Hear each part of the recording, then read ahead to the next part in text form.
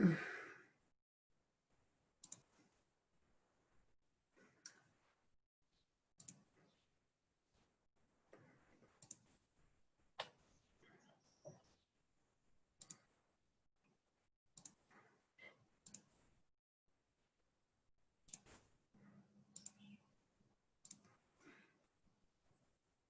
Bruce. Hey, Bruce. Hey, Mike. How you doing, Representative? Great to see you. Nice to see you. Thanks for joining us today. Oh yeah, no, anytime. Actually, Good to see you. Good to see you, Mike. Nice to see Hey, you. Mel. How are you? Hi, Mike. How are you? Mike, you know Val? No, I don't believe we've met yet. How are you, Michael? Good. I'm Mike Kane. I'm the legislative budget assistant for the General Court. Oh, you must be having fun right now. Yeah, it's different. It's different. Doing a lot of these.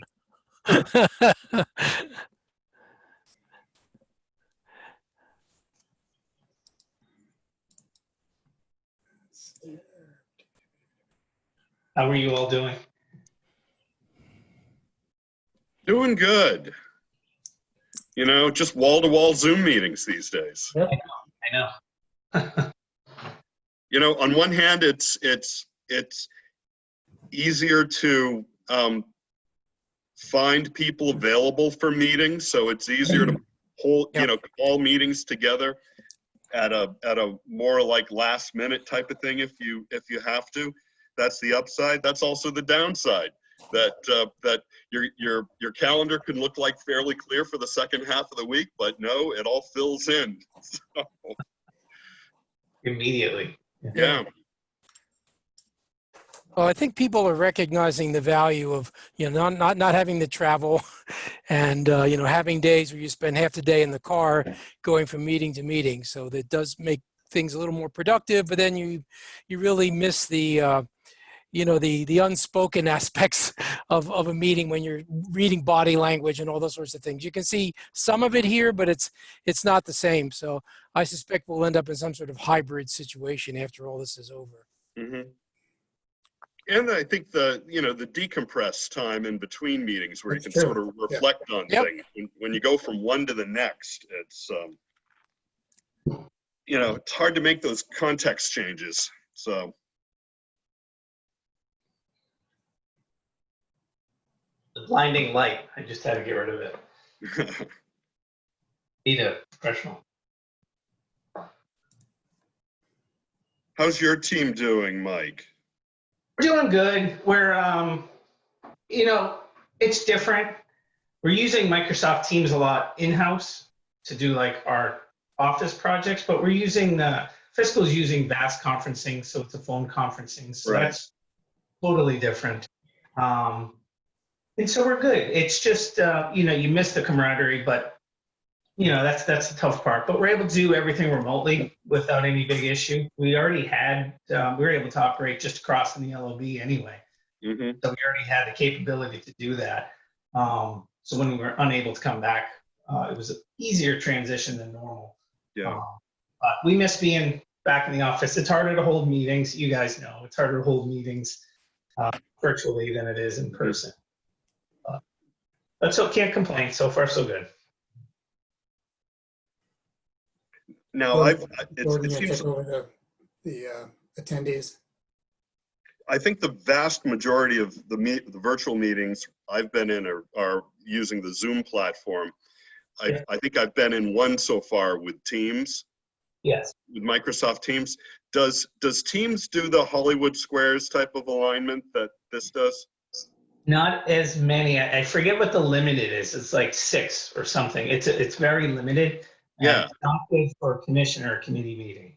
We tried at first, but it was just too much of an uphill battle. It doesn't have the Hollywood Squares like the webinar function or Zoom. Yeah, like what's populating now with everybody coming on. Exactly. Yeah. I think it's better with like if you're doing work, like 3 of staff are doing work on a project, you're able to share documents and talk at the same time. So it's good for something like that. But as far as meetings, we've been using Zoom and using VAS conferencing for any official meeting. Mm-hmm.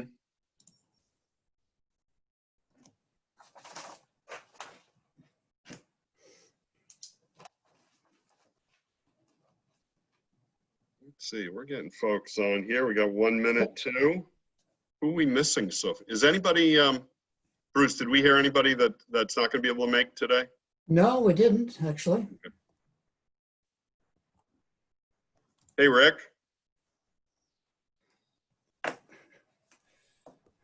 Dave Ryan's Ryan may be Muted, Rick. Dave Ryan may be with his superintendent's summer conference right now. Okay. We have an awful thunderstorm coming across the valley at us right now, and if I lose power, I lose power. This ought to keep going, but hopefully we won't get hit. We need the rain, though. Well, where's your where are you getting for your Wi-Fi connection? I'm right out of the house. I get Verizon Charter, so it's right here. So yeah, that's, you know, when that box goes out and the power goes out, guess what? You'll lose the connection. Yeah. I lose the connection. Well, we'll just try to, you know, keep it going as long as we can. Yeah.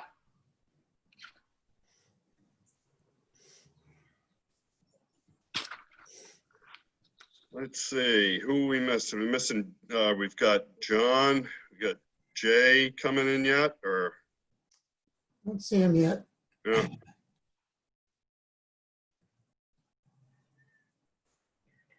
Okay. There's Dave Ryan.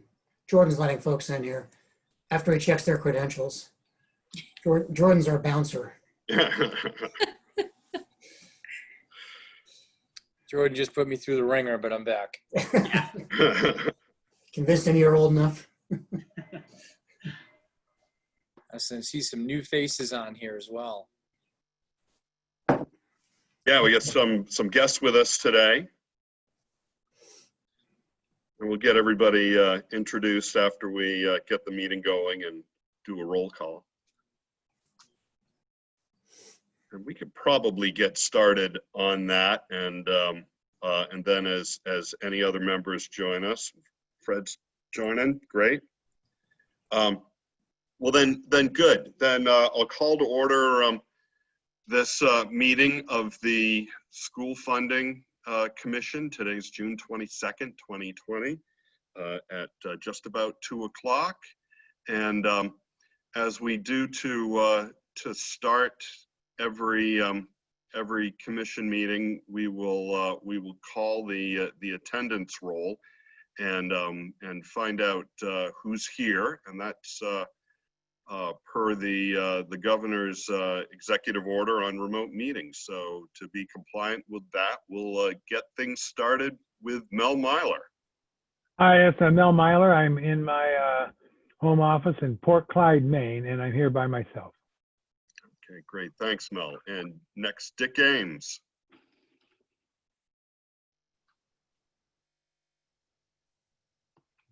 Dick, I think you're muted. Yep. Yeah, I'll say it again. I'm Dick Ames. I'm in Jaffrey in my home, and I'm alone. Amazing how quickly we forget. You know, you have one summer weekend and we forget how to use the Zoom mute feature. So thanks, Dick. Next, we got Rick Ladd. Rick Ladd, I'm home alone and about ready to enter my third Zoom meeting for the day. Getting tired of this stuff. There you go. And let's see, I know Senator Morgan's with us. John Morgan. I'm here in my home in Brentwood. I have my son, Thomas, sitting right next to me, and there will probably be more sons appearing throughout the meeting. Okay, great. And let's see, Jay's not on yet, is he? I don't see him. So we'll come back to Jay. What's that? Don't see him yet. Not in yet. Let's see, how about Bill Ardinger? Not yet. Not yet. And let's see. Ardinger's on. Just got hooked up. Ardinger's on. Perfect timing. Bill, Sorry. thank you. Welcome. Let's see. How about, is Jane on yet? Yes, Jane Bergeron Oh, here there in we go. Litchfield. I'm here in Litchfield. My husband's in the other end of the house. Great. Thank you, Jane. And Corrine Cascadon?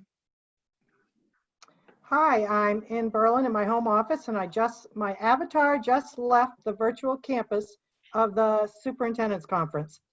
All right. Where's that being held this year?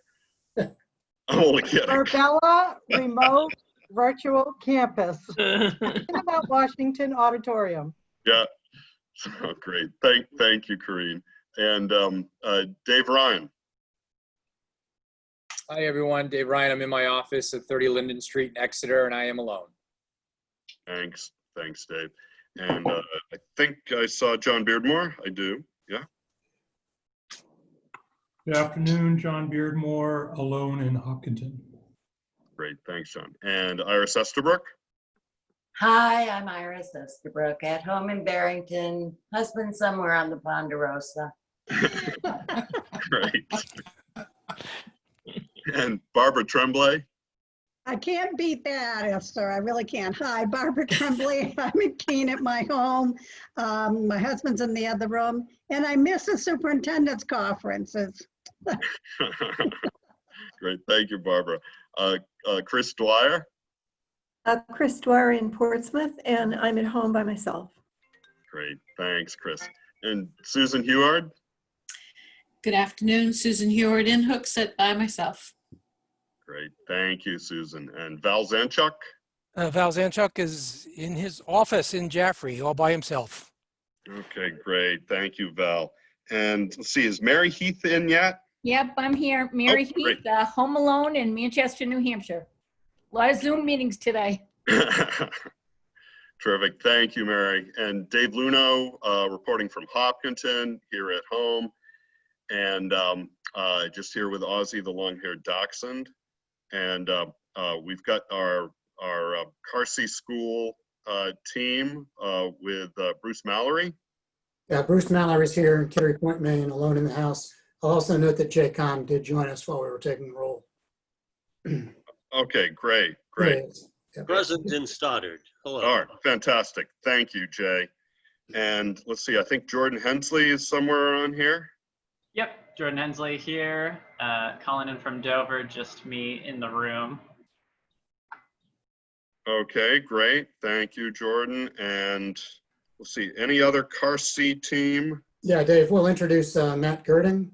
Okay. Matt, let us know where you're calling in from and if you're there on your own or if anybody's with you. Hi, everyone. Matt Girding here, calling in from Somersworth. By myself in the room. My husband's in the office upstairs somewhere. So Matt is an MPA student who's joined us for the summer to do his capstone project, and we've put him quite to work very quickly. He's conducting a statutory regulatory review of all relevant education statutes and standards for the adequacy work group at Relative Entire Commission, of course. Fantastic. Great to meet you, Matt, and thank you for being with us and for helping the cause here. So Absolutely. Thank you. Your work and effort. Great. And let's see. And I think we've got I know we've got some guests with us today too, because today is SWEP Day. And I'm going to start with we've got Michael Kane from the Legislative Budget Assistant. Sure. My name is Michael Kane. I'm the Legislative Budget Assistant for New Hampshire, and I'm calling from my home in Warren. Hello. Great. Welcome, Michael, and thanks for being with us today. And we've got James Jerry from the Department of Revenue Administration. Yeah, this is James Gary with the DRA, and I'm the Director of the Department of Municipal and Property, and I am here at the DRA in my office alone. Okay, great. Thank you, James. And we've got, do we have Bruce? Is it Newer? Yeah, let's see. Bruce, I think, is calling in on a landline. So, Bruce, if you can identify. Yeah, well, you know what? I don't think that's necessary, but is he connected though? And can he do audio in the conference? You should be. Jordan's going to fix him up. Yeah, so I just need to, I can't tell based on the call-in number. Bruce has given me his phone number, but it's not the same as any of the phone numbers that are showing up on the side here in the participants. So I may just need to. There's a number here. I'm going to allow you to talk. Actually, you know what, James might know what those last three digits are. It should come in as a general number. It should come in as 230-5000, which is a general number for DRA. Okay, so let's see. It should be this one then. Bruce, Yeah, right. The 000. Is that you? That's me. Oh, fantastic. Great. Fantastic. Great. Thank So you. Bruce, you're Thank you. into the meeting here. So. Thank you. All right, great. Thanks for being with us today. And we've got Fred Bramante. Hello, everyone. Fred Bramante here from talking to you from Club Fred in Durham, New Hampshire. So Fred, thanks for joining us today. My pleasure, Dave. Thank you so much. No, this has been a long anticipated day. And in fact, I think the first of a number of string of commission meetings where we're going to be talking about, you know, the history of school funding, SWEPT, and other things. So, so I think we've got an exciting July teed up for everybody. All right. So with roll call out of the way, Jordan, how are we looking as far as tech and access? I think we're all good. Okay, fantastic. I'm just going to be really brief with just a comment saying that that at the tail end of our agenda today, right around 3:45, so about 15 minutes before our planned adjournment, we're going to open the floor for public comment. This is something that we did during live meetings that we held on premises, and I think as we've held remote meetings over the last couple months, we've become more familiar and adept with the technology platform, and we're glad to be able to open the floor to public comment again today. When it does come time for public comment, and I'll repeat it then, basically, you know, raising your hand in the Zoom meeting or *9 by telephone does the same thing, and we'll take comments that way. So and could I, Bruce, right now, could I just because we've got a number of guests with us today, could I just sort of pass it over to you to recap group agreements really quickly and how we go about doing these meetings? Yep, I'll be glad to do that. Let's see here. Just had my group agreements up, and they disappeared on me, of course. So be patient with me for 1 second.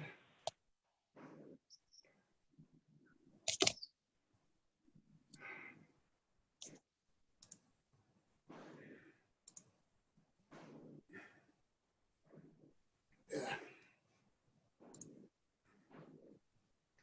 I'm just going to read them out loud. Just to be quick, these are the group agreements we agreed to abide by when we first met as we get into our conversations. The first is to be open-minded. In other words, we're going to come into this with more ears than our minds made up, at least at this stage of the game. Listen first. It's okay to disagree, but don't personalize it. Focus on the idea, not the person. If you disagree, consider asking a question rather than arguing to prove your point. Accept working through conflict to its resolution as a catalyst for learning. It's okay to put issues like race and class on the table. Be purposeful and to the point. Notice if what you're conveying is or is not pertinent to the topic at hand. Take risks, be raggedy, make some mistakes, then just let go. And we all share responsibility for making this a productive conversation today. So with those in mind, back to you, Dave, to approve the minutes. Great, thanks, Bruce. So the agenda actually calls out 2 sets of minutes. We already took care of the May 26 minutes at the last meeting. So we do have the June 8 minutes to approve. And if everybody's given them a quick look-see, I would take a motion to approve the minutes from our June 8th meeting. So moved. Moved by David Ryan, seconded by Barbara Trump. By Barbara. Okay. And is there any further discussion or comment or amplifications or deletions or spell checking or anything that anybody would like to do on these? Seeing none, all in favor? Oh, sorry, we got to do a roll call. So I'll start with, I'll go the same order we did with, for the attendance. Mel Myler, Yes. Dick Ames, Yes. Rick Ladd, Yes. Rick on the minutes. Yes. All right, great. Thank you, Rick. Jay Kahn, Yes. John Morgan, Yes. Bill Ardinger, Yes. Jane Bergeron, Yes. Corinne Cascadin, Yes. David Ryan, Yes. John Beardmore, Yep. Iris Estabrook, Yes. Barbara Tremblay, Yes. Chris Dwyer, Yes. Susan Heward, Yes. Val Zanchuk, Yes. Mary Heath, Yes. and Dave Luno is yes. So great. And Jordan, you can record that. Would be great. And so we're right on time. So today's SWEP day, and we've got a great panel to join us. Well, it's not really a panel; they're individual presentations, and we'll be taking them in order that they are on the agenda, beginning with the Department of Revenue Administration, then Michael Kane with the Legislative Budget Assistant Office, and then Fred Bramante, former State Board Chair. And so just for budgeting purposes, you know, we want to sort of be able to wrap up this part by about 3:30ish. So it's about 25 minutes per, and we certainly want to allow some time for the commission members to ask our guests, you know, any questions that they may have on what they learned today. So with that, I will hand it over to James and Bruce, and thank you very much. Okay, thank you very much, Mr. Chairman. I would like to thank not only yourself, but all the members of the commission for inviting the DRA back to talk about SWEPT with the committee or the commission to study school funding. Again, my name is James Gary, and I am the Director of the Municipal and Property Division here at the Department of Revenue Administration. With me is Bruce Knorr, who is a supervisor in our municipal group, and Bruce is responsible for overseeing all legislation that could have an impact on the Municipal and Property Division here at the DRA. As this is our second time here, we're going to give a brief presentation that will recap the history of SWEPT, and then we'll provide some basic facts concerning education funding in New Hampshire. Most importantly, we're here to answer questions and hopefully fill in any gaps on the information you've received about SWEPT to date. If we can't answer any of those questions here, you have my promise, we'll get you the correct answer in a very timely manner. And with that, in order to move things along, we can just go to page 3 in the presentation. The next page you'll see is a disclaimer. And then here we have the page 3 then is starting with the history. I'm going to turn it over to Bruce, who's going to take us through that.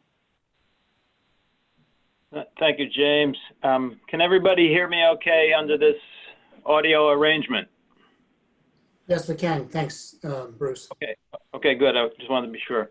For those who were at the DRA's first presentation, this is, in fact, most of the same material.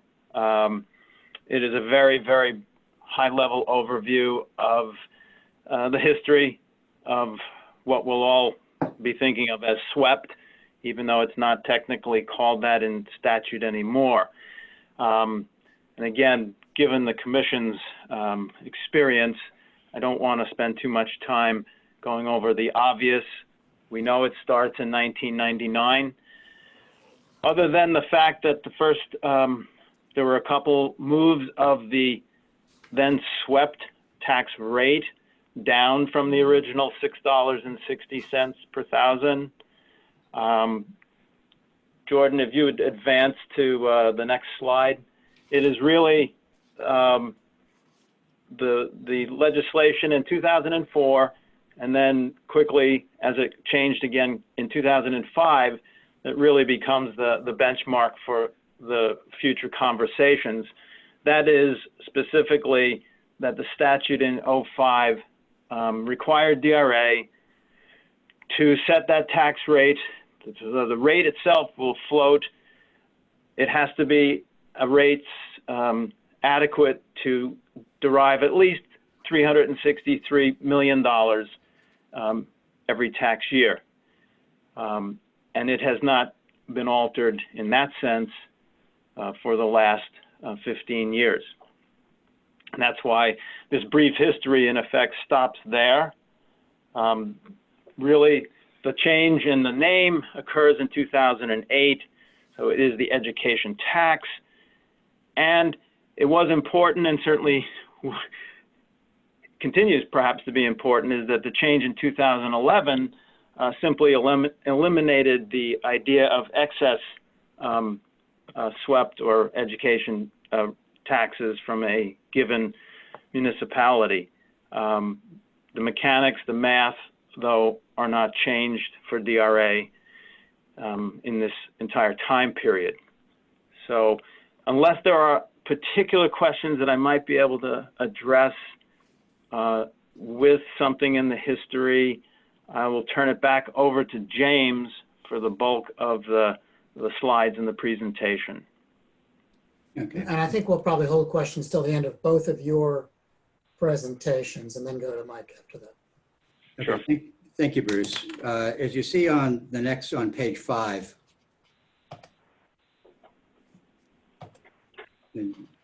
right there we go. It's 363 million is the amount of money we are charged with producing through the state tax rate for what we're going to call swept. And how we do that is we take the 363 million, we apportion that based off of every town's equalized value. So for example, if you're 2%, if your town is 2% of the state's total equalized value, you're going to be charged with collecting 2% of that 363 million. And on this page here, you see well, I use the 2% because it's obviously pretty close to a round number there. And you see Merrimack, which is second from the bottom.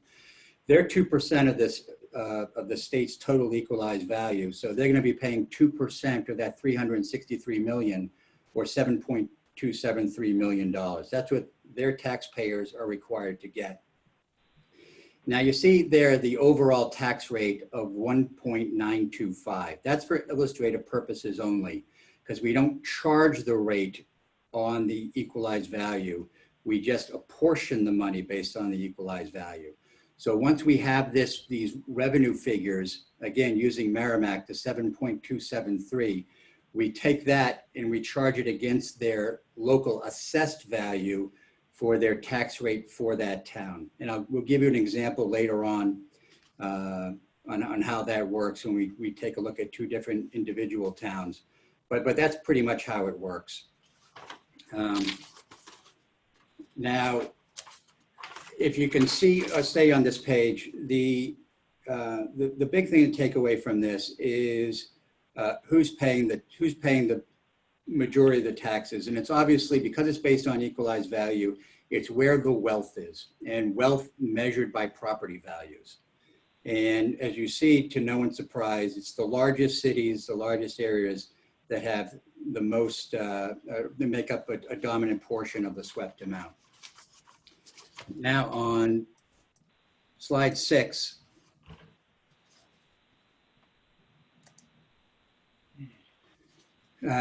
this shows how top-loaded it is. In 2020, the top 26 towns paid roughly 50.1% of total swept amounts. The next 201 towns were roughly 49%, with the smallest 33 making up just 0.18% of the total. So it's really top heavy with the largest towns producing most of that 363 million. As you see over the years, going back to 2016 at least, that's been fairly consistent. Now on slide 7, we can look at who pays the tax. And this is just a breakdown of the categories by equalized values.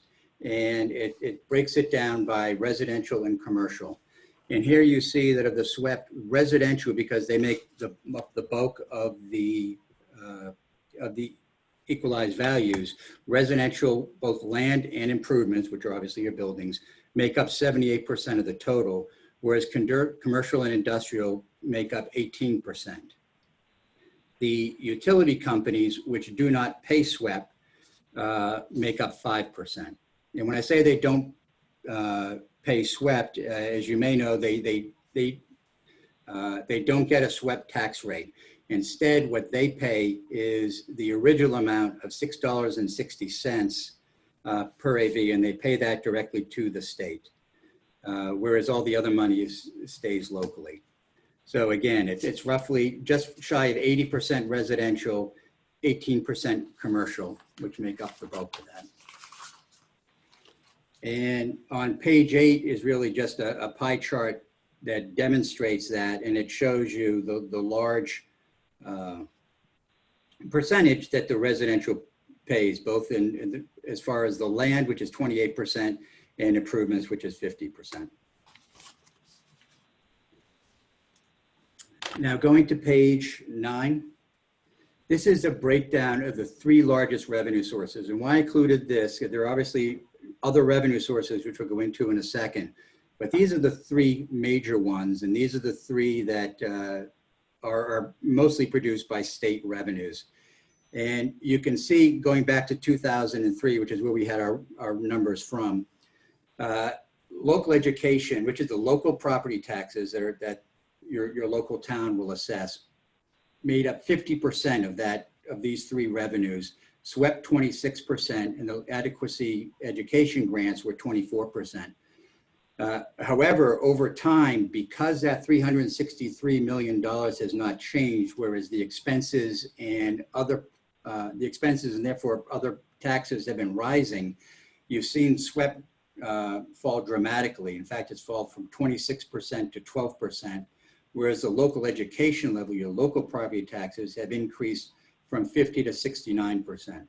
So as education expenses have grown, what has captured most of those expenses is your local property taxes. Adequacy grants have actually grown over this time, but as an overall percentage have declined. Now on page 10, I'm just going to give you, break it down. The last time we were here, we used Unity School District, and I'm going to use that again. And here you see this is the Unity School District and what their sources of revenues are. And you can see the largest source of revenue is the local property tax. Their local property taxes have grown from $485,000 in 1999 to over $2 million in 2019 over that 20-year period. Currently, their local tax rate is $15.05 per 1,000 of assessed valuation. The SWEP tax actually has, what they've accounted for has declined, going from $329,000 in 1999 to $250,000 in 2019. And currently their tax rate on that is $1.93. If you remember from Bruce's history, the original SWEP tax rate was the same as utility for $6.60. So the effective tax rate for SWEP for Unity, people in Unity, has fallen from $6.60 back when it was first enacted to $1.93 last year. And while we did a small school district, we also did a larger school district just to show from one of the wealthier towns, at least the towns with I think is the second most equalized value in the state, which is Nashua. And that's on page 11. And here you see a very similar thing where the local education part of it has increased from 33 million to 100 million, or going from 37% of their revenues up to 58% of their revenues. Whereas SWEPT went from 28 million or 31% of their revenues down to 21 million or 12% of their revenues. Their tax rate for local education is $9.80, and their SWEPT tax rate is $2.13. So again, their SWEPT tax rate would have fallen from $6.60 at the beginning to $2.13 now. But this gives you a pretty good overview over this time period of what happens to revenues, and it really crystallizes in numbers what the other slides show of how the local property taxes have played an increasing role in local education. And finally, on page 12, this chart should be self-evident because it's pretty much basic math, because you have the 363 as the constant. So the other two factors that make up the equation will change inversely. So as your equalization, total equalization increases, your tax rate will decrease, which is why we saw those revenues going from $6 and, from the tax rate going from $6.60 down to $2.13. The reason why that's happening is, well, A, they changed the number to 363, but it's continued to decline as equalized values have increased each and every year over the last few years. That would mean mathematically that your tax rate is going to decrease. And that's what you've seen from 2015 on, even though equalized values, as you see, have increased every year. Correspondingly, that would mean the tax rate has decreased every year. And with that, we are going to just open it up for any questions you might have that Bruce or I may be able to answer. Great, thanks very much, Jerry and Bruce. So questions from members of the commission? And let me turn my participant. So probably since we're doing screen sharing, it's going to be easier if you raise your hand on the participant screen. Yeah, I thought I'd leave these slides up in case people have questions referencing back to specific slides. Right. So I'm not going to be able to see anybody if they go like this, because I don't have everybody on my screen. Well, I'll start with a question then, since I don't see a hand raised on it. So you mentioned how in 1999 the rate was $6. The SWEPT rate was $6.60. Then I didn't get a chance to write down. It moved down a little bit in the early 2000s, and then it moved to $3.24 in 2004, and then went to a fixed amount and floating the rate in 2005. I was wondering if when you talk about something like that, like let's just pick 2004 and it going to $3.24. When is that, like 2004 fiscal year? Is it 2004 like like when DRA sets the tax rates in October? I was just wondering if you could just talk a little bit about how the timing works on that. Sure. Like for example, the 2004, the law will spell out what the effective date is, and for the 2004, which had the rate dropped to $3.24, the effective time of that was July 1st, 2005. All right. Oh, that's right. That was the approach that we have now, the 363. That was July 1st, 2005. The 363 was July 1st, 2005. Correct. Okay. So on most of these dates, are these things effective on the fiscal year basis, July 1st of that year? Yes. Okay. And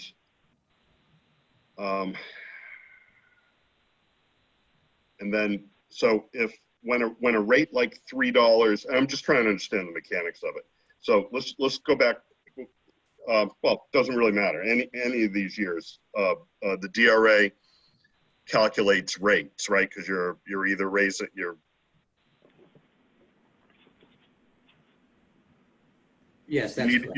You need to raise a certain amount of money. You take the equalized valuation for each city and town. You make an apportionment based on that equalized valuation. The DRA confirm, or the town does a calculation. I think the DRA has to confirm something, the tax rates.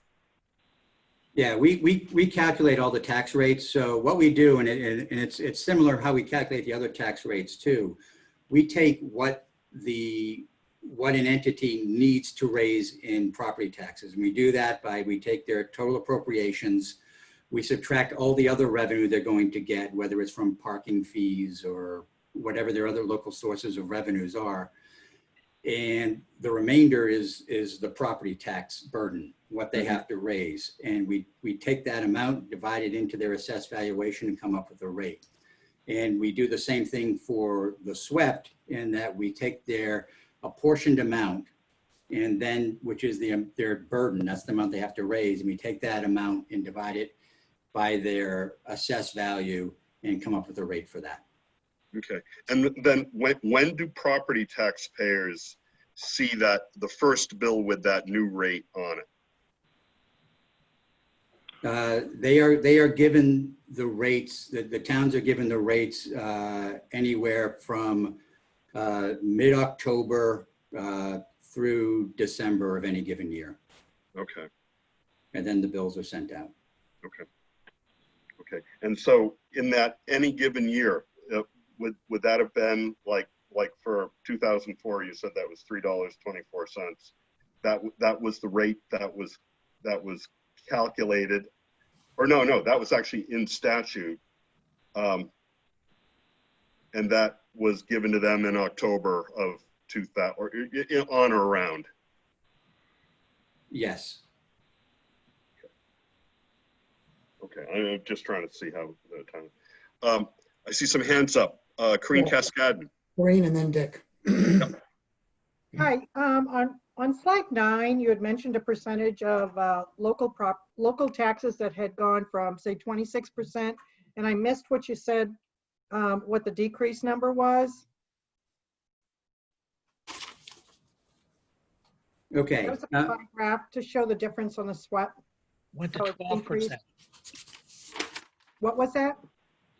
It went to 12%, from 26% down to 12%. Correct. Thank you. And I have a second question, but I think I might be. Please go ahead. So the more swept, wait a minute, let me see how, so if there is less swept money to a community, the difference is made up in adequacy? Now, the difference that it could be, but for the most part, difference is made up in the local education tax. Okay, thank you.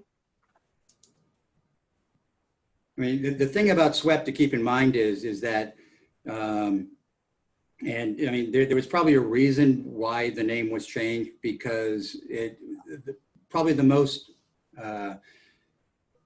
thing people have the most misconceptions about is SWEPT and what happens to that money. Most people, not most people, but a lot of people assume that money is collected by the state and then somehow redistributed, where it's not. I mean, the money that the state never collects any of that money. Right. The money that's on the SWEP, the statewide tax that's on your property tax bill, is collected by your municipality and given to your school district. The state never sees that money. So the money that's collected stays within that. So if that money goes down, if their appropriation stays the same, that money has to be made up somehow. And the way we make it up is through raising the property taxes, because that's the only thing we can do. That's what we're charged with. Okay, thank you. Thanks, James. Just for clarity on this, I think this is how it works, but every every municipality basically has calculated for it by the Department of Education, the cost of an opportunity for an adequate education.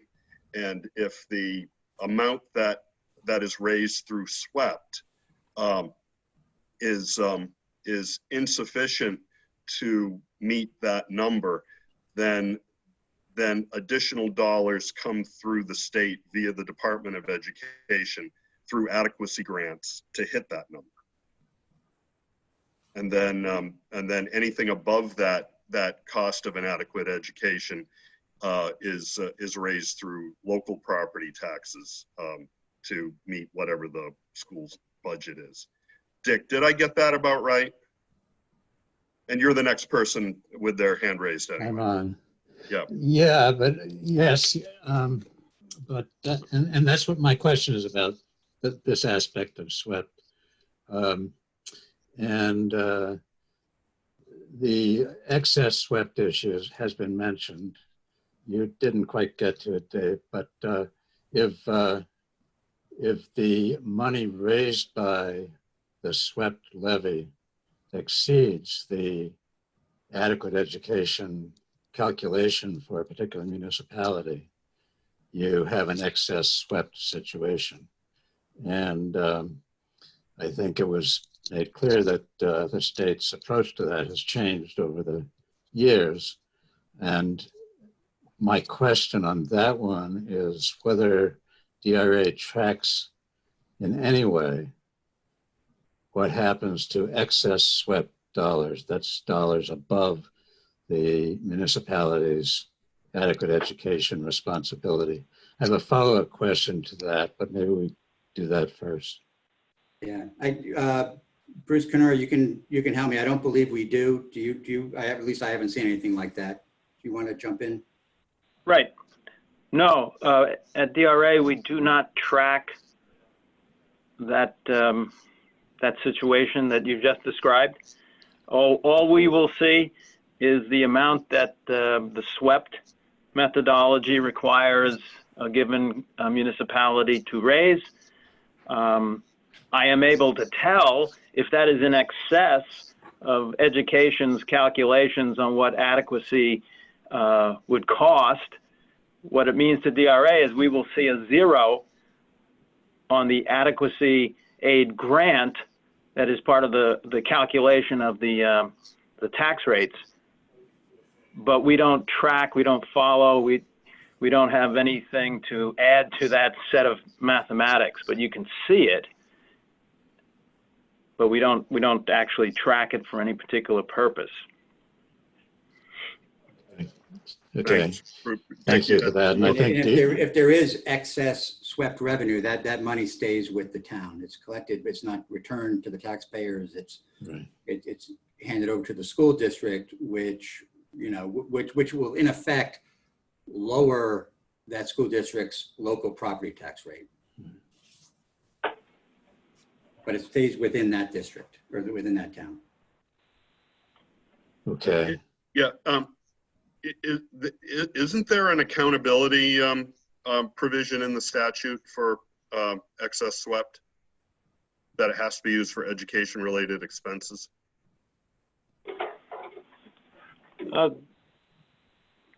Chairman, this is Bruce at DRA, just to distinguish from my compatriot. When the laws of 2011 went into effect, the tracking, if you will, of excess, or the calculation, which would have been done at DRA years ago, is just wiped out. And so all we know is that the warrant will go to the municipality to raise that amount of dollars. We will know it. We will use it in the calculation of the respective tax rate.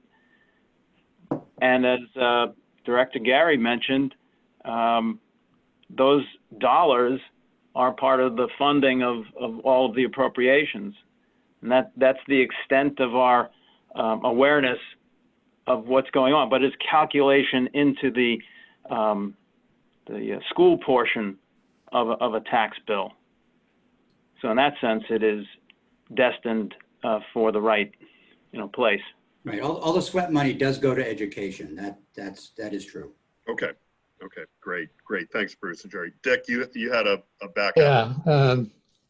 So early on, as I understand it, as SWEP was conceived and in its early stages of implementation, consideration was given to administering this tax and collecting it at the state level. That's what I've heard. I haven't seen any analysis of the pros and cons of doing that, the costs and duplications, whatever. But I wonder if you could tell us if you or you're aware of any analysis of what would be involved in the state, not only calculating the assessment, the tax levy, but also, and not only overseeing what the municipalities do in regard to evaluations, but evaluation of property, but really establishing a separate tax in all respects, so that on this excess swept issue, it would in effect disappear. There would be money collected at the state level and then poured into the education trust fund and used accordingly. So I'm really searching for analysis of this question. There are different ways of doing things. The state could do everything, or the state could, in effect, have an agreement with or a statutory assignment of responsibility to municipalities to do the pieces that localities have traditionally done, which is identify owners and do initial assessments. But then the billing would be from the state level. And perhaps the municipalities would be reimbursed for the cost of what they did. I mean, there's lots of things that we could dream of, but I'm looking for analysis on this. To the best of my knowledge, there is no analysis that's been done on that. I mean, how it works now is the local municipalities are responsible for producing their MS1 statement, which is a statement of values. It's their assessed values in their town. What my department does, the Municipal and Property Division does, is oversee that process of assessing to make sure that everyone it's all being done the same. And this really comes out of the problems that existed in the assessment of New Hampshire properties in the 1990s and maybe even to the early 2000s. But we've really come a long way, both through this commissioner of the DRA and the previous one, to really standardize how we look at assessed values in the state, and we've made great strides in that. So we're very comfortable that that it's being done fairly uniformly throughout the state. The other part, of course, is calculating the tax rates, again, based off of their legal appropriations. What you're talking about is having the state have a role in collecting the money and then somehow redistributing it.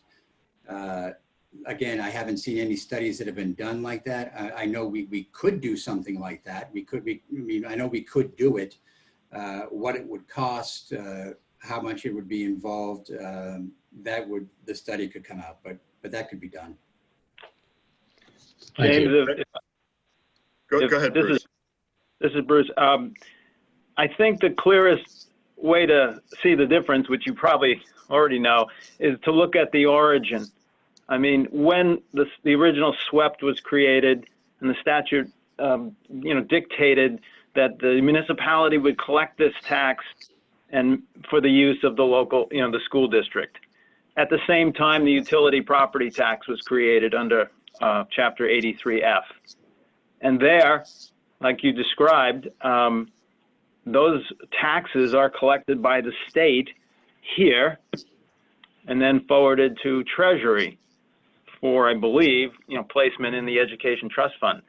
So that the concept of a specific tax administered by the state and, in a sense, controlling the flow of funds to the state and then to another state agency is modeled right there at the beginning. But it was very clear from the '99 law that the statewide education property tax at the time was to be administered in the fashion we're all talking about now. And I couldn't begin to tell you much more about why, but there it is. There's the two models right at the beginning. Excellent. Okay, great. Thanks, Bruce and James. We've got I see a hand up from Chris, and I did see a hand up from Bill as well. But Chris, you're on. Yeah, if this similar system was to continue, what improvements do you think need to happen statewide in valuation in order to assure that this is a fairer system? For example, valuation of commercial properties. What ancillary improvements would need to be made?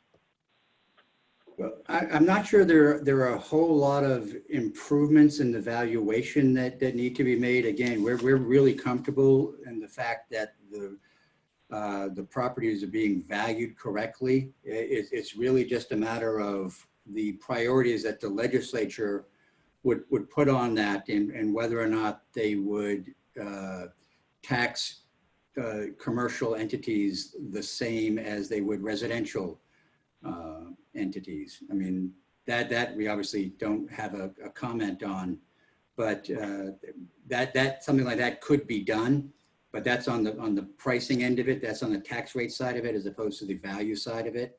And the value side of it, we're always looking to improve things, but I think we're mostly there as far as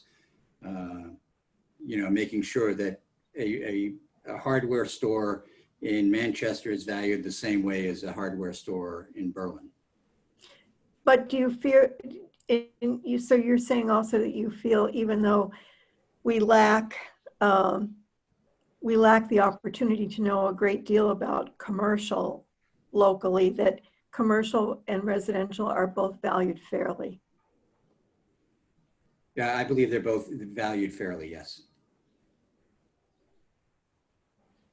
So, Dave, as far as what their assessed values are, yes. Dave, maybe one or two more questions so we can continue. Yeah, we've got. I don't see any other hands up at the moment. Bill's hand was up. I think let's give Bill a shot. My hand was up, but it was to identify the utility property tax as an answer to Dick's question. There is some evaluation of administrative costs. That's 44.5 million roughly of revenues that go into the Education Trust Fund. And so I think that's a good example for a contrast. And it was answered by our colleague at DRA, which was wonderful. Great. Thanks, Bill. I just have go ahead, Rick. Yeah, I have a question here for folks. The excess SWEP, which communities are able to keep since 2011, and we've talked about the SWEP, the excess supporting education. What is the definition of education? Is it adequacy, or can I use that money to build a new building, a school? Or can I use it to fund my career technical education center, or something that we're funding through a different source from the state? I guess that's the question. Is there anything in statute which specifically says, here are the conditions and the criteria in which excess SWEP can be used for? No. No. I mean, right now there is no longer a concept of excess SWEP, which is why we don't keep it. We don't keep track of it, because that whole concept has gone away. What's raised in the municipality stays within that school district. So to answer your question, no, it can be used for any lawful purpose of that school district, which includes anything from teachers to capital improvement funds to books to you name it, as long as it stays within the school district. Thanks, Jim. John, I saw your hand up. Thanks, Dave. Just want to come back to Representative Ames' line of questioning around the state collecting the education property tax. I know we've sort of discussed this concept several times, and I'm happy to keep throwing in my 2 cents as Representative Ames is interested in throwing in his 2 cents. I think the idea of the state collecting the statewide education property tax so as to somehow address the so-called excess or donor town issue would be an incredible expenditure of state tax dollars for little to no benefit. Because even if we moved those functions around, as long as the state and the DRA still calculate equalized assessed value and apportion the tax liability that way, a sophisticated or somewhat sophisticated taxpayer could still calculate the excess swept amount regardless of the path those dollars take. I think a more interesting conversation would be to talk about the state collecting all property taxes. That would be an interesting conversation. But to have local governments collect local and county property taxes and the state to collect the state property tax, to me would be an incredible duplication of effort for little to no benefit. Could the state collecting all property taxes increase the uniformity of valuation across all the cities and towns of the state? Probably, because they're generally now established by about a dozen independent companies, and some towns still have staff assessors on staff, but that's sort of a decreasing number as time goes on. But certainly the state could be the tax collector for cities and towns, and property appraiser. But I think the concept of drawing a parallel between how the state administers the utility property tax and how the state could administer the education property tax that everybody else pays isn't a great example, because I don't know, Bruce, how many taxpayers are there for the utility property tax? 100 or two, a couple hundred? Yeah, I was gonna say, I think you'd use 100 as a fair number. I don't know exactly, but. Yeah, I mean, I'm sort of recalling the sheets of assessed value, but it's 100, 200, not a lot of taxpayers. Right. And as you might imagine, 1 or 2 taxpayers pay a lot of it. So I just don't think it would be a useful exercise to consider the state collecting the statewide education property tax. It's very efficient the way it's done. And when you're talking about that, John, you're talking about the state collecting it directly from the taxpayer. Exactly. As opposed to getting it through town collection. Exactly. Right.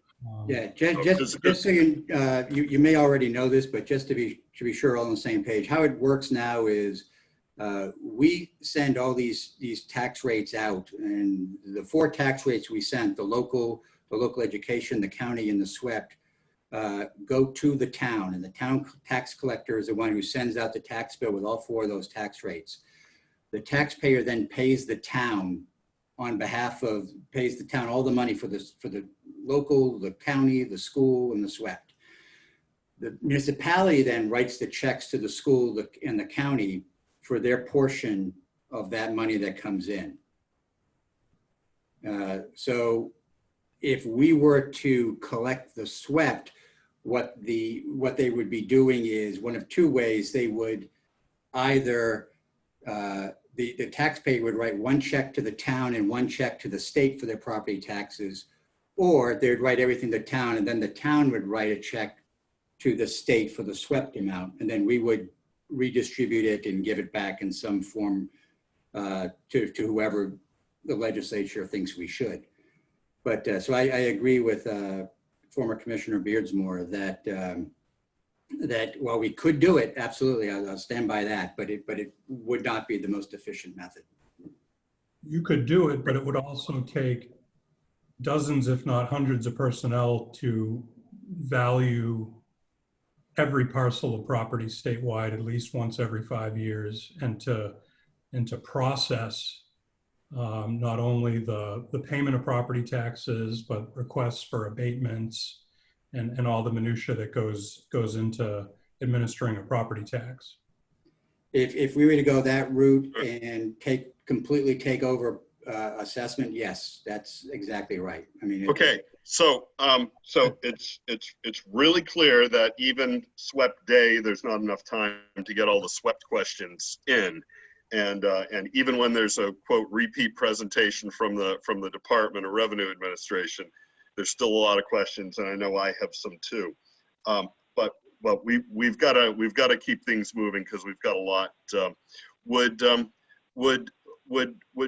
Bruce and James be available at some point down the road to maybe join us again for some questions?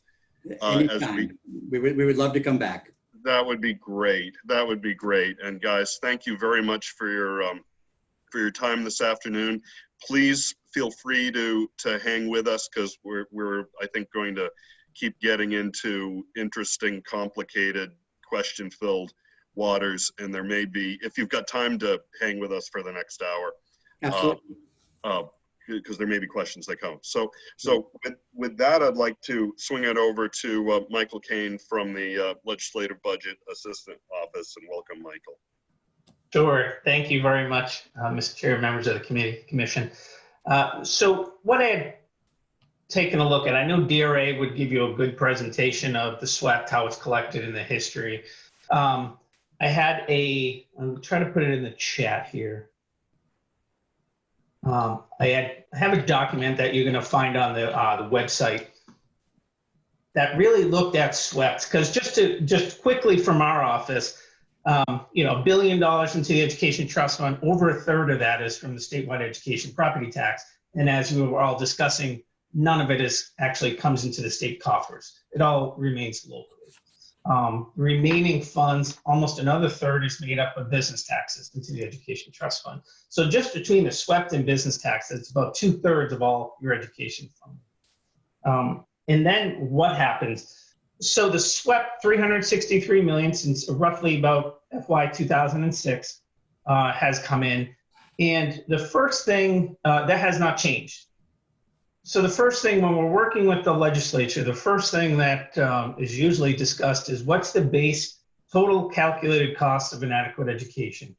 And in 2013, that amount was about $778.3 million. And that's just the base. That's just your base average daily membership and attendance, free and reduced lunch, eligible students, special ed eligible students, English language learners, as well as your third grade reading. It doesn't get into any additional funds either from a stabilization grant or not, but just your under RSA 19840A, your total calculated cost of an adequate education. So out of the $778 million, about $363.7 million of that was the SWEPT. So the SWEPT made up about 47%. And then if you look at the membership, in 2013, there was about 189,000 students from that base calculation.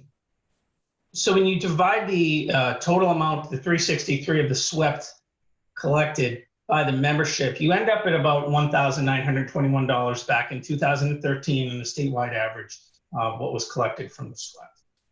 There was a question earlier, what happens after? So once you figure out the calculated cost of an education, then deduct the SWEPT, who makes up the remainder? Well, there's multiple sources. The first source is potentially the state through its adequacy grants, make up a portion of those additional funds through the grant to the communities if they are eligible. On top of that, they may be eligible for an additional stabilization grant or other more targeted aid for those uses.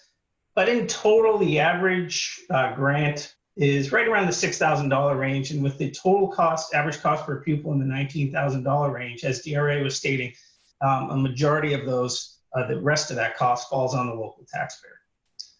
So 2021, not much changed. Again, 363 raised and swept, and the total calculated cost of inadequate education is still right around $772 million. It actually went down from 2013, but the other thing that went down was your total membership. Went down from 189.275 down to 166.864. So it's dropped by over 20,000 students. So your per pupil aid has obviously gone up from the CPI, I believe over 12.5% just on your base costs have increased. But because student population has been decreasing, the base cost of adequacy remains roughly the same from 2013. And there were some ebbs and flows throughout the year. So SWEP still makes up about 47% in 21 for the year coming up, the fiscal year coming up. Still makes up about 47%. The remainder made up again through the other taxes. Membership at 166,000 puts the SWEP per pupil at about 2,176. So a little higher SWEP per pupil, and that's because although the rate has remained the same as your membership drops, obviously that rate's going to go up. And I provided just for discussion, I won't go too far into it. I know you have another presenter, but I did want to give a town-by-town kind of illustration on what this looks like. I'm just going to pick a couple towns out. For instance, for Alton, and I'm going to move over to fiscal year 21. Alton raises $3,561,933 through their SWEP. Their total calculated cost of inadequate education is $2,786,630. So that represents about, their SWEP equals about 128% of their total calculated cost of an education. So there's your excess SWEP town, almost over 28%, 120% of what they need. Again, that excess stays with, since 2011, that excess stays with Alton. Does not come to the state and then get redistributed. It stays with Alton. And so there you have, a SWEP per pupil for Alton is $5,819. If I go down, just to pick out another town, I'm going to pick out a city. I'm going to pick out, let's pick out Claremont. Claremont, what they raise in SWEP, $1,353,502 is what they raised in SWEP for fiscal year 21. Their total calculated cost, their base calculated cost of an adequate education is $8,453,058. So the SWEP raises about 16% of the base cost of adequacy. So there with Claremont, you have roughly about $821 per student raised and swept. And so if you look at Alton, you get about $5,800 a student raised and swept. And then in Claremont, you have $821 raised and swept. And so Claremont is eligible for additional aid to help make up for that difference. 84% is not covered by SWEP. So Claremont is eligible for other aid under the current adequacy formula with an increased free and reduced population, with fiscal capacity disparity aid based on property tax. And then also a stabilization grant, which was basically a hold harmless grant put into place back in 2011 when the new formula changed to make sure there were no big swings with the town by town grant amounts. But I just kind of give that sheet to the commission for them to look at.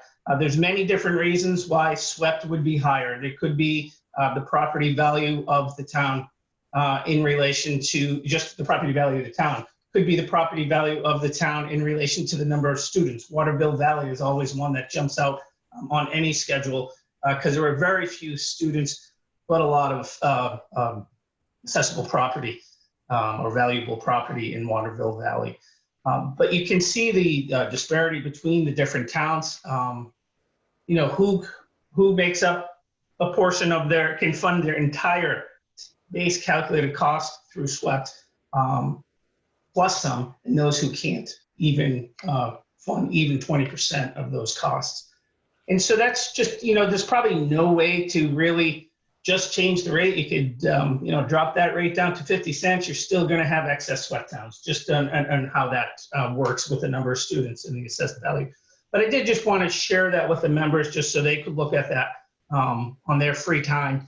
It's no recommendation, just more, it gives you a good visual of how there is disparity across communities. So I'll kind of end my presentation there and answer any questions commission members may have. Mike, thanks very much. Just a quick question. Would it be fair to say that these very stark differences in SWEPT on a per pupil basis by, for these different towns, is that just fundamental to a property tax, or is that really more of a function of all the parameters that go into how New Hampshire, the policies behind the SWEPT and also adequacy calculation? Yeah, I'd probably say it's fundamental to any property tax. Obviously you're going to have your per pupil, it just gives you a sense based on the enrollments. But yes, because it is an equalized assessed value that the SWEPT is against, this is with any taxpayer. If you look at an individual town as an individual taxpayer, there are going to be those fluctuations. So I would say probably with any property tax. Okay. Thanks. Let's see, hands up. Bill Ardinger. Yes, thank you, Dave. And hello, Michael. Great to see you. Thanks for coming and speaking to the commission. Hi, Bill. First, on the last comment, just to follow up, Dave, on Michael's response, when you distribute tax base, whatever tax base it is, property tax base, income tax base, sales tax base, some states do all three of those, you always have differentials in the way the base is set in different communities. So the fundamental wide variation is associated with not the rate setting, which is equalized by DRA, but the fundamental original grant of tax base to each local group. That's what creates the inequity. But it would exist in any tax base. Imagine if we delegated the power to tax income to local communities. There's dramatic, shocking differences in, between communities in terms of what income is located with residents there. So that variation is in the tax base. For Michael, I have an accounting question. The state property tax, the education property tax, it is accounted for state financial accounting purposes, I understand, as a state revenue, and yes, it is treated as a state appropriation. So even though it is administered locally, the full amount of the collected revenue is treated as, quote, from accounting, flowing to the Education Trust Fund, and then being appropriated out as part of the granting structure. Is that right? It is. It's a required tax from the state. So it shows up as revenue, even though we don't see DRA won't see 1 penny of that come into the state coffers. Also, obligated an appropriation. Even though it stays local, it's a required appropriation. It is one of those things that we typically look at on the budget side as, how does this make it in? If we're not collecting $1 from DRA, how does it make into the accounting? Generally accepted accounting principles allow that, but you're correct. It's even though the state's not seeing any money and the state is not writing checks, technically they're keeping it local. We are allowed to keep it on the state books, and that's what pushes the Education Trust Fund and adequacy funding in the $1 billion range. Right. A quick follow-up, Mr. Chair. Go ahead, Bill. You say it's because the state requires that tax, that it's treated as accounted for that way. That's why, I guess, and I think back to one of our earliest meetings with Mel Myler, Representative Myler, we end up as a state funding 32% of the total cost of public education. It's because that particular state property tax, the education property tax, is treated like the utility property tax as a state revenue and state appropriation dollar. And some people kind of view this what's called swept, but it's not apt anymore, as not a state tax, but legally and accounting wise it is. That's correct. Not only is it state tax, but when we do a total aid, total education aid, it would include that swept amount versus a total education grant. And that sometimes, causes confusion in the legislature because the cities and towns are used to collecting it from they collect it, they keep it, the swept, and they may receive a cash grant from the state. We count all of that as aid. So total state aid. So you are correct. So it's still treated on a county base as a state tax, but there is disagreement on whether or not it is. Thank you. Great. Mr. Mel. A question. So if I'm right, if I hear this right, that there was a change in 2011 in how this was looked at, the SWEP was looked at.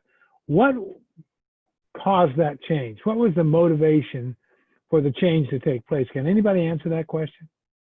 I can try to, I'll answer what I know about it is, the term donor towns creates a lot of buzz in the State House. During 2011, Senator Roush had introduced a bill, working with Representative Hess as well, to come up with a new way for base education. It was really complicated. Every education formula is complicated. Really tried to simplify the formula by increasing the base amount, the per pupil amounts. And then it really comes down to, in the end, there are two things that happened in the 2011 legislation that were probably more a decision made, and I can't speak to the legislature and why they made the decision, but to make it passable, to make it palatable. There were two things that happened in 2011. Yes, it changed the formula, which got rid of the old fiscal capacity disparity aid back then. It did increase the amounts for free and reduced lunch. But what it also did is it added a stabilization grant, which we'll talk about, was really a hold harmless, because the last thing, when we put a lot of our spreadsheets together with DOE, the first thing that any legislator would do, which is part of their job, is to see what's the impact on their community. And so with the new formula, it would be a decrease to some communities because they're no longer eligible for fiscal capacity disparity aid, Manchester being the largest one, 20+ million. And so they put the $158 million roughly of the stabilization grant, or a hold harmless, let's say, into the RSAs. So that made some legislators more open to the plan. The other thing was the so-called donor towns. Prior to 2011, and only DRA would be able to answer when the last donor town contribution they actually collected was, but the state would collect any excess statewide property tax. That didn't sit well with the so-called donor communities. And so the change was made to say, you know what, we're not going to, you can just keep it.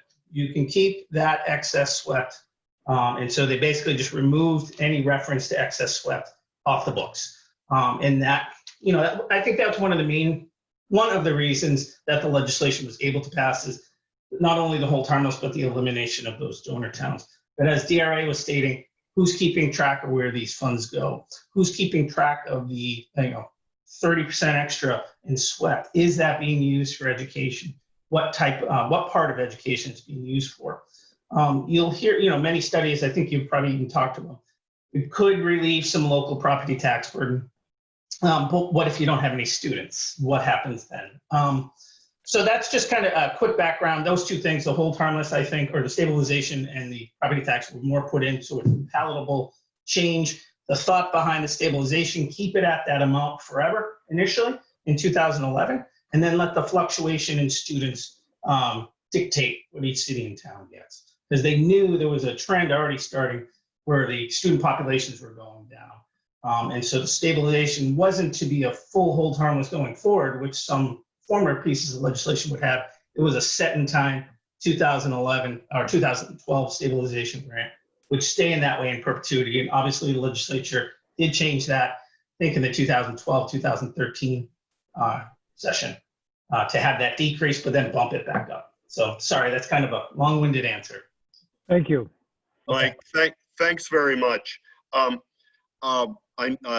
did notice that that Jordan posted the link for the spreadsheet that Michael was referring to, and I'm sure it'll be up on our website in a couple different places under today's meeting date, and probably under SWEPT resources as well. But I think that's Mike. Thanks very much for this.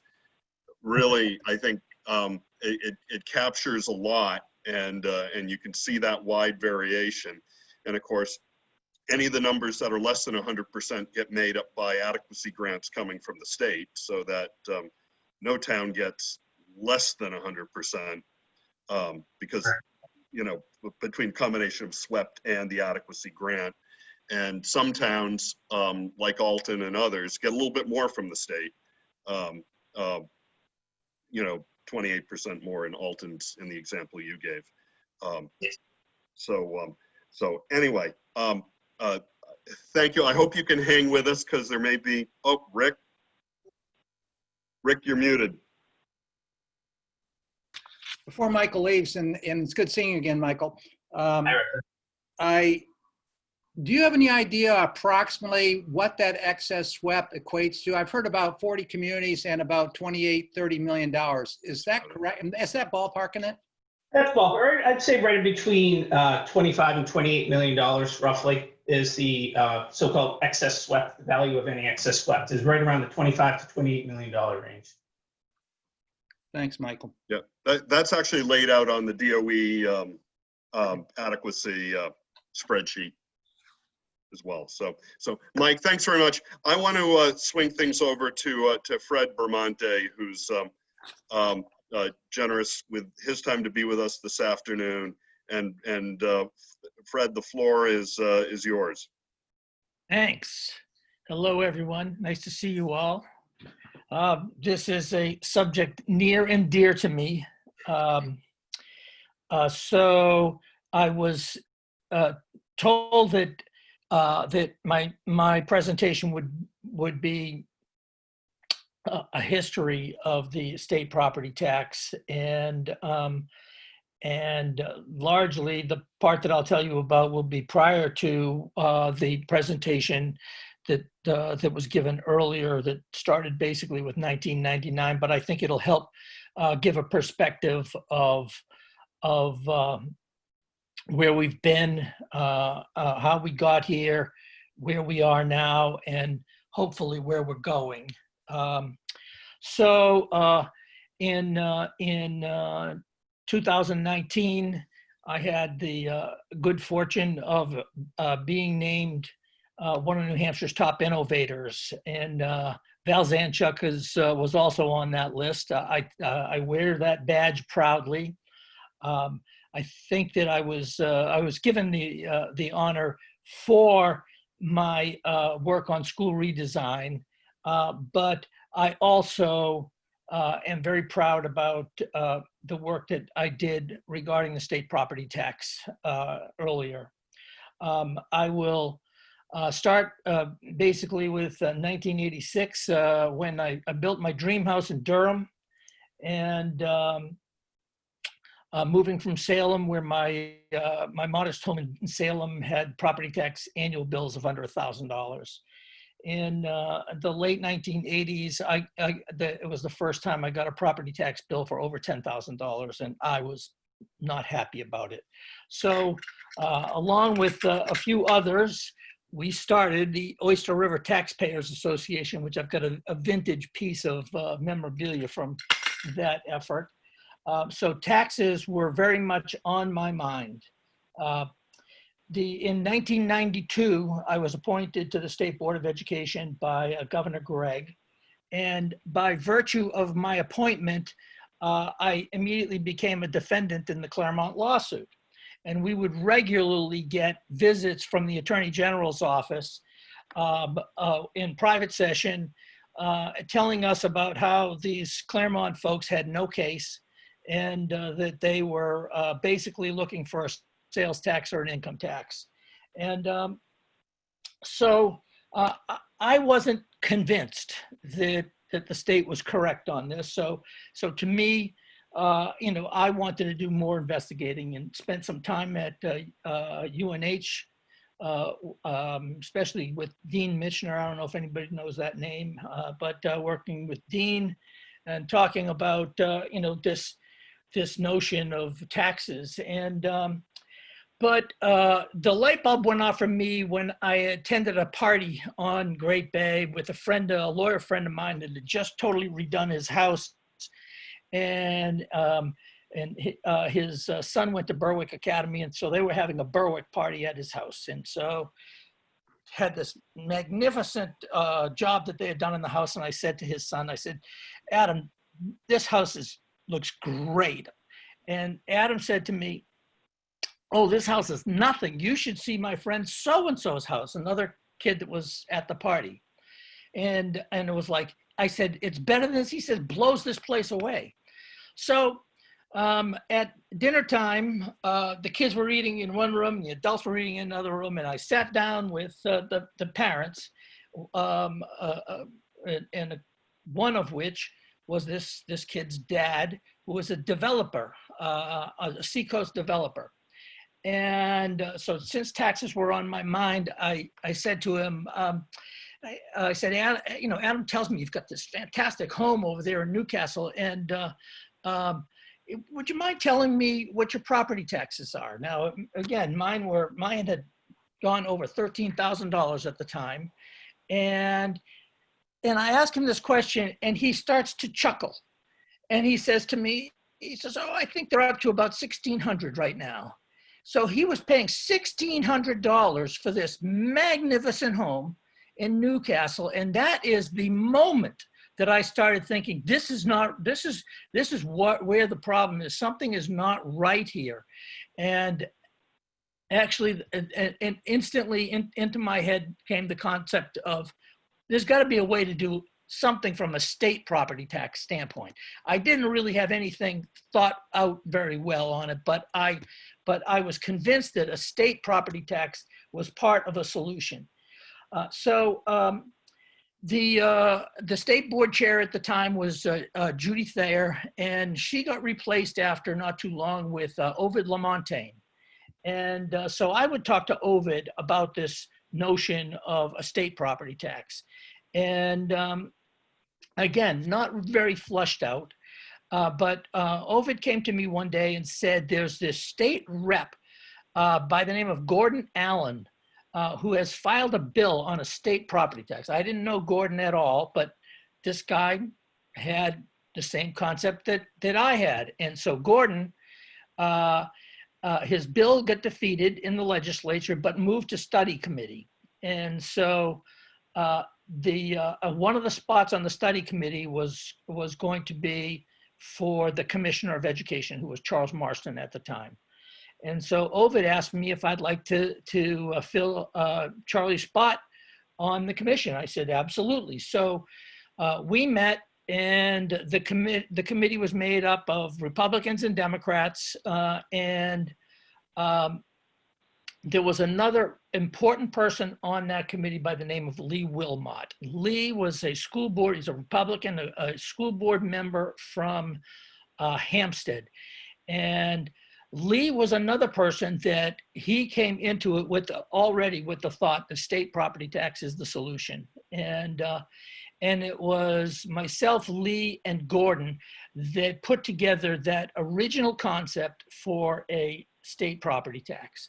And this is the modern day version because in 1919, there was a state property tax. It was $3.50 a thousand. And it got eliminated in the late 30s, I believe, and replaced with the cigarette tax. So anyway, the committee, the study committee voted unanimously for this concept. And especially the three of us who were some of the leaders in moving this forward, we thought, let's hold a press event, and because the Claremont lawsuit was, it was certainly out there, and let's shout to the state what this conclusion this committee came to. The night before the concept, the press conference, I got a phone call from Ovid, who told me not to attend the press conference. And I said, why? He said, I don't want you going because they're going to think the State Board of Education is in support of this. And I said, they're not going to think that. I'll make sure that they understand. And he said, nope, I don't want you going. I said, okay, but I'm telling you right now, they're going to pay more attention that I'm not there than if I do attend. And ultimately, that's what happened. And the next day, the state property tax was the headline in the newspapers around the state. And I put up, I sent in to Jordan, I don't know if everybody got it yet, a Mike Marland cartoon from the Concord Monitor that showed a cartoon of me playing an electric guitar with big amplifier behind me and said, introducing Fred Bramante, and it said state property tax on the amplifier, and then an arm coming out from the side saying Lamontagne on it, pulling the plug out of the wall saying unplugged. And that's the first time anybody paid any attention to me. So anyway, I tried to get Governor Merrill interested in it. The conversations I would have with Governor Merrill, and he, I would say to him, and the communities that end up paying the largest part of the tax are those communities that have a disproportionate percentage of the property owned by out-of-staters. And he said to me, you don't have a problem with out-of-staters paying this tax, even though they don't get to use New Hampshire services on a daily basis? And I thought for a second, I said, no. Anyway, so I knew that the concept needed a champion, so to get the word out. So I ran for governor using this platform. Obviously, I lost. I got my butt kicked, but the state property tax was now part of the conversation. Gordon, Lee, and I then submitted the concept to the Josiah Bartlett Better Government Competition. And here's the award we won. And as most of you know, it's a conservative think tank. And the fact that the Josiah Bartlett group said yes to what we're doing gave it additional credibility. Now it advanced to 1999, and the Supreme Court makes a decision that says that the current education formula is unconstitutional because of one line. I remember the morning of the decision, I got a phone call from Andy Valinsky. And because I would tell Andy, because Andy and his team had 6 counts against the state. And I would tell Andy, those 5 of those counts are not going to matter. The only thing that's going to matter is Part 2, Article 5, which says that taxes need to be proportional. And Andy called me up and he said, hold on a second, I want to put you on speakerphone. And then all of a sudden, he must have had a whole bunch of people, they were celebrating in his office, and they yelled out, "You were right." They threw out everything except the proportional part of it. And so then so now with the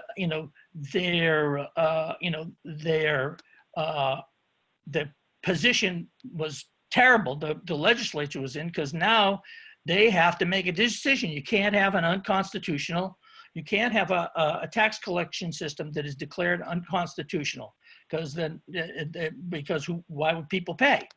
And so the state had no choice. And what I always used to say to them, great, let's hate all taxes.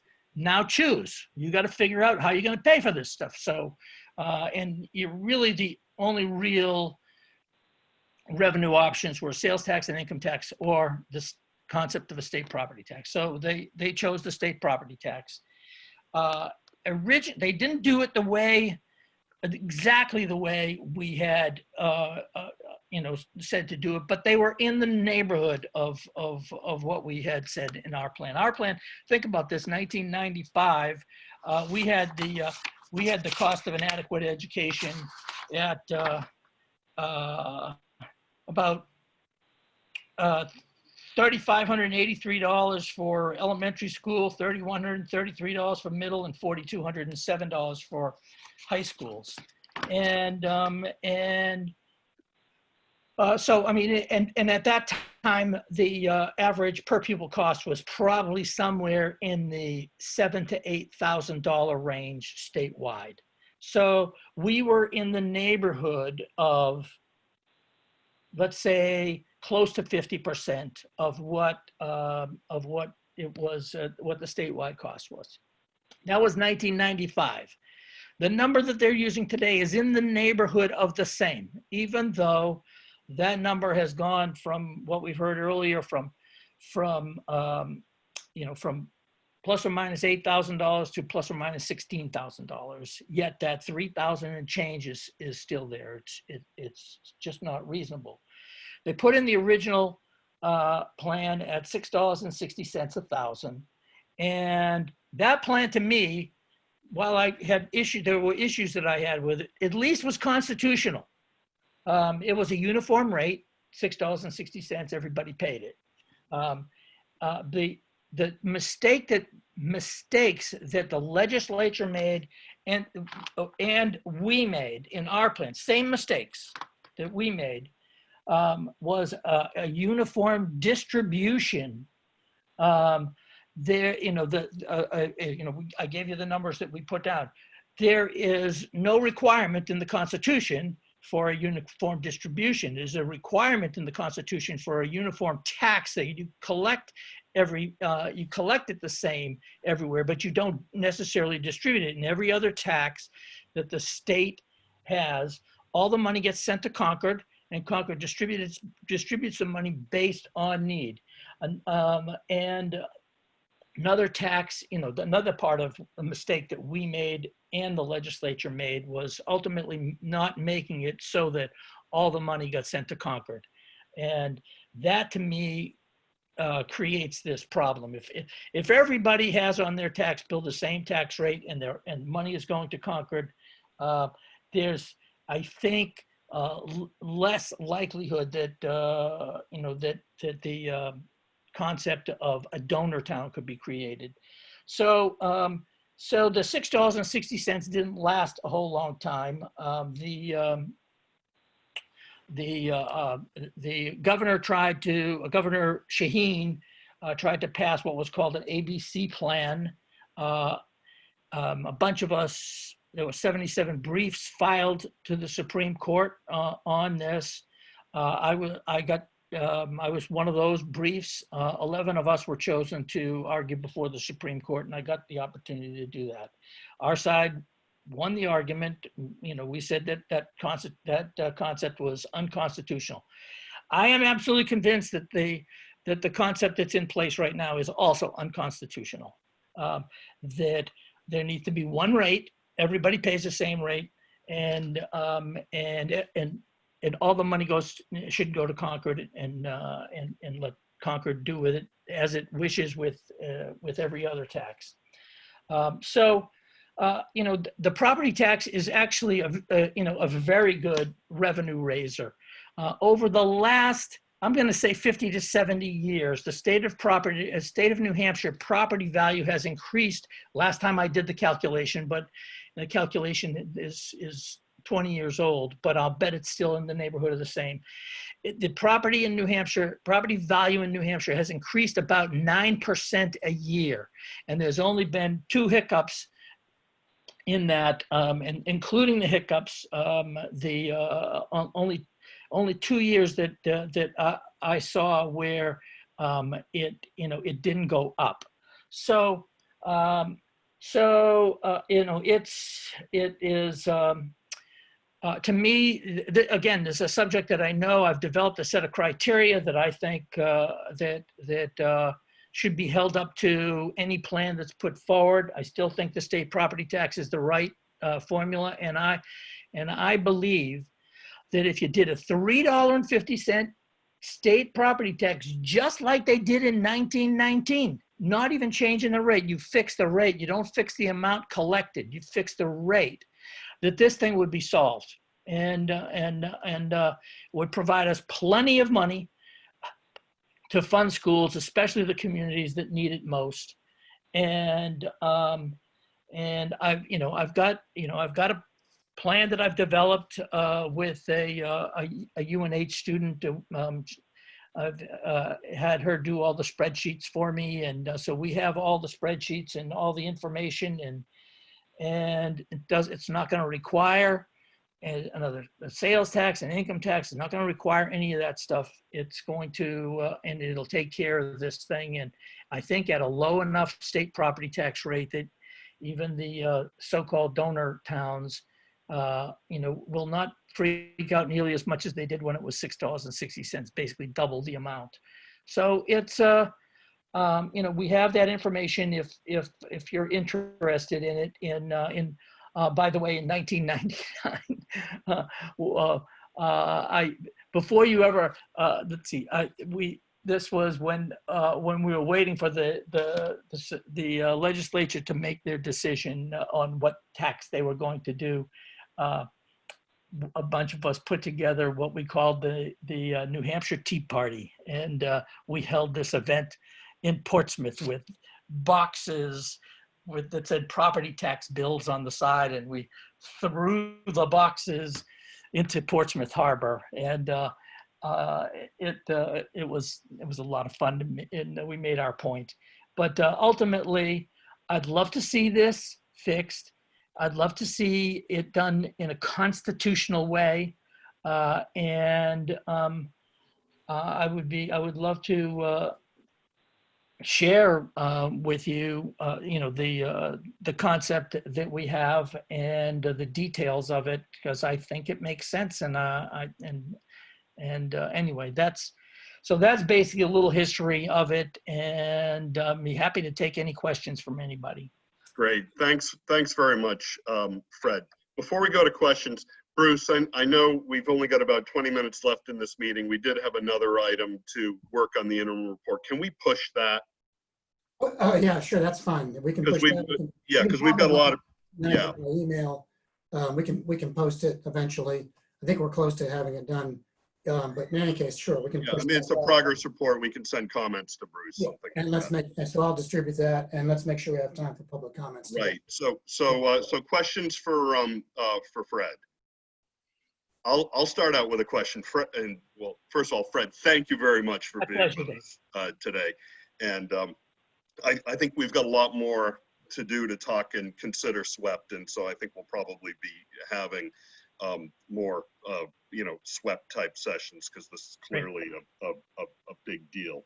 But when you talk about the concepts of proportional taxation, uniform tax, and uniform distribution, I thought there was also some sort of decision around a uniform rate for or proportional rate tied with adequacy as well. Mm-hmm. That it shouldn't be that one municipality pays 2 or 3 times the rate for adequacy that another municipality pays. Is that correct? Yeah, I mean the collection needs to be uniform. One rate throughout the state, just like one cigarette tax rate, one gas tax rate, one rooms and meals tax rate, any New Hampshire tax, one rate, all the money goes to Concord. That's the way every single tax in New Hampshire works. Okay. But the distribution is not uniform. Right. Yes, Mel. Fred, when we talked about this some time ago, yep, you had indicated to me that with your proposal of a single statewide tax, mm-hmm. that it could actually save on local property tax monies. Absolutely. How does that work, would you say? So this is basically spatial reasoning. I could have told you this whenever they put in that I think they said it was 2004. Whenever they came up with this $363 million flat number and that the state property tax was could not raise more than that, if you can imagine, Mel, that the value of the state of New Hampshire is going up 9% a year, then what is going to happen is that rate is going to keep dropping. So that $6.63 goes down to $5.80, goes down, keeps going down, down, and down, because there's more and more property. So, but if you kept it the same, one rate, right now, if it was at $6.63, then if it had stayed there, we wouldn't be having this conversation. But, to me, it's like I paid attention to the so-called donor town complaints, and came up with another way to do it so that you wouldn't have to have such a high rate, but it can't be for free. And ultimately, we have the biggest tax pain that we have in New Hampshire is the property tax. Everybody, dreads, most everybody dreads that tax bill when they get it. There are some communities in the state that are not sharing the burden of the state portion of the responsibility for education. That we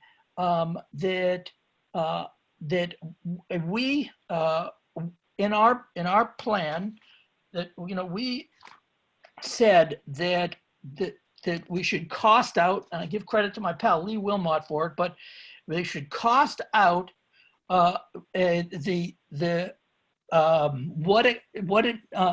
it costs to meet the minimum standards for public school approval.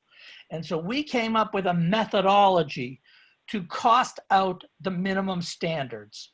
And that's how we got the numbers that we had. So, and it's on good Republican principle that you look at Newt Gingrich's principles. No unfunded mandates was one of Newt Gingrich's principles. So fine. So the minimum standards is a state mandate, and therefore the state should have to pay for the state mandate. And so we came up with a methodology, but that cost didn't stick at one number. As the cost of education goes up, the cost of meeting those standards goes up as well. And so everybody needs to share in the cost of meeting those minimum standards. They need to share equally. And until we consider any other tax, we need to be sure that everybody is adequately participating in the cost of meeting the minimum standards. And if you have a formula where the property richest communities in the town don't have to pay the same rate as everybody else in a state tax, then you have an unconstitutional formula. And I am absolutely convinced, and I'm not a lawyer, I'm convinced that I could go to the Supreme Court and argue that the plan that's in place right now is unconstitutional because it does not ensure that everybody pays the same rate. Okay, Bill, you raised your hand, and we're going to have to make this the last question for Fred. I can't hear anything, Bill. Yeah, There we go. Sorry. I wanted to thank Fred for speaking. Fred, I think that I'm hearing you say that the constitutional constraint is that the revenues have to be raised at the same rate throughout the state. But once those revenues are raised, you're saying that they don't have to be distributed to every community in the state. They can be distributed to Claremont on a greater basis than to other communities because of differences in need. I think there are some on the commission and others who think that Claremont case linked up, that had not only a constraint on taxing power, but also a constraint on appropriation power. And I just wanted to get your thoughts on that. I made the same mistake. Myself, Gordon, and Lee, we made the same mistake. So to me, and it's not a big deal. I mean, to me, if if Waterville Valley was raised earlier, they're spending over $40,000 a kid. If Waterville Valley is not getting money from the state for their education system, then they're I don't know who's going to feel bad for them. I don't think anybody's going to feel bad for them. We have to consider in the new plan that we've put in place, we have to consider that the state can take care of its obligations in ways other than by sending people a check. That the state can take care of its obligations through natural resources, through its tax laws, through infrastructure and cash, and that a combination of these is how you determine whether the state has adequately taken care of a community. For example, Waterville Valley again, that a couple of 100 years ago, it was bears and moose. And the state made a decision to build a highway in front of the mountain. When the state made that decision to build that highway, somebody said, gee, why don't I build a ski lift on the mountain? And someone else said, well, why don't we put a big hotel up? And so because of the decision that the state made to combine natural resources with infrastructure, fantastic wealth was created in Waterville Valley. Well, how about every other community? Does every other community get treated the same way? No, they don't. Not everybody has ocean. Not everybody has a resort lake. Not everybody has a ski mountain. Not everybody has no sales tax or income tax. So what we do in our new plan is use equalized property value per pupil or per weighted pupil, either way, but per pupil as the measure of trying to determine how well the state has taken care of its communities. And we start out with the property poorest communities in the state, which I think Berlin is at the bottom. And we do a range of between $300,000 worth of property value per pupil to $3 million worth of property value per pupil. So Fred, I think that's a great place to leave this off because we need to reserve a little bit of time for public comment. But how you've just sort of captured it with equalized property value per pupil or per weighted pupil. And there's certainly different groupings or parameters or sliding scale that you want to do, and we're not quite into the solution space yet, but I think you've identified some really good things to consider. So I'd like to thank all of our guests today. I'm going to talk with Bruce and Jay and Mel about inviting everybody back. I think there's a lot more to talk about. I see Bill clapping too. Is there a general thumbs up that we'd like to hear more on this subject? Great. Then Bruce and Mel and Jay and I'll work out how to go about doing that. At this point, I'd like to, Bruce, are we ready to go to public comment? Yes, and I'll ask Jordan here to help navigate this. He's all set. Okay, great. So what we're going to do is if you're zoomed in with video, you can go over and click on the raise hand, which I think you pick up through the participants ribbon. And if you're on the phone, I think you can do a *9, and that will also raise your hand. And we'll just take people in order. I think Zoom sort of keeps that in check, and then I'll ask Jordan to bring you in. And I am going to reserve some chair privilege to try to keep people to 2-3 minutes, and obviously on subject. And a reminder that the group agreements we discussed at the beginning of the meeting apply to our public comments as well. Right. So we've got Jeff McLynch followed by Doug Hall. So Jordan, if you could let Jeff in. And there you go. Wonderful. Can everyone hear me? Yeah. Yes, Jeff. And I'm not sure if I'm appearing on screen, but your photo is, so. Oh, wonderful. Okay, great. Well, Chairman Lumo and members of the commission, I just want to say thank you for the opportunity to offer a few comments on the statewide property tax this afternoon. And given the hour, I'll try to keep them brief. So my name is Jeff McLynch, and I'm the project director for the New Hampshire School Funding Fairness Project. We at the project are really encouraged to see the commission examining the statewide property tax in such detail, and are likewise encouraged to hear that you'll continue to do so, since it really represents one of the major options the commission could employ to fulfill one of its key charges. As I'm sure you all recall, the legislation that created the commission charged it with determining, and I'll quote here, whether the New Hampshire school funding formula complies with court decisions mandating the opportunity for adequate education for all students in pre-kindergarten through grade 12, and I'll add some emphasis here, with a revenue source that is uniform across the state. As you heard from John Tobin recently, the New Hampshire Supreme Court's decision in the second Claremont case affirmed that the taxes the state uses to pay for an adequate education must have a uniform rate across the state. And as you've heard some today, that uniformity is clearly absent. And just to give you a further example, for the 2018-2019 school year, Hanover, and this is just to pick one community, had a school tax rate of $11.11 per $1,000 value, but spent over $22,000 per elementary school student. In stark contrast, Claremont had to rely upon a rate of more than $24 per thousand, yet spent less than $17,000 per student.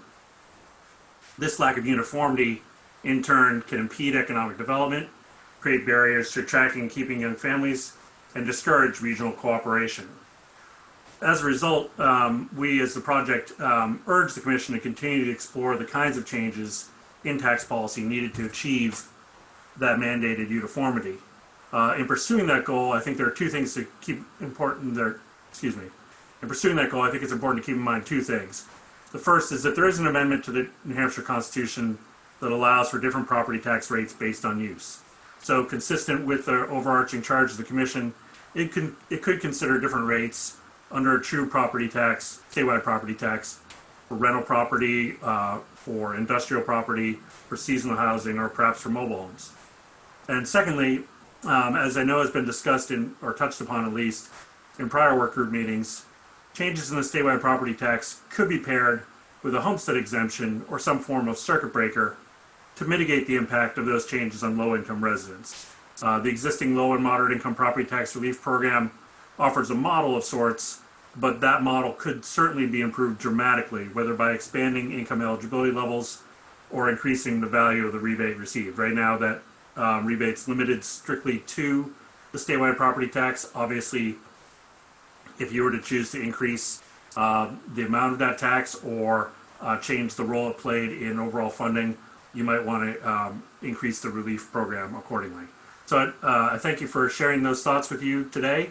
And if there are any questions, I'm happy to take them now, or if in the interest of time, happy to try to field them via email. Great. Thanks very much, Jeff. And I think if people do have questions to Jeff, maybe you can send them an email and we can do that rather than getting into. I don't want to get into a whole lot of Q&A right here. I want to sort of keep it to comment. But Jeff, thanks very much. Thank you. Jordan, could you bring Doug Hall in? And Doug, are you? Yeah. Can you hear me? Yep. I wasn't going to say anything, but Fred Bramante mentioned 1919 and the $3.50 tax rate, and the use of a statewide property tax in New Hampshire to fund schools goes back before the New Hampshire Constitution was even written. And so this is not an unusual thing to be looking back at it and saying, what the heck did they do? What should we do? About 15 years ago, I wrote a history of school funding in New Hampshire, and I just thought after Fred mentioned that I would send that to Jordan and Bruce for them to consider circulating to all the members of the commission. Hey, Doug, for the record, would you identify yourself, please, just so it's in the. Sorry, yes.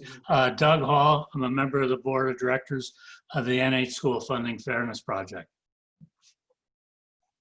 Great. Thanks very much, Doug. Let's see, do we have any other questions? Any other comments anybody wants to make?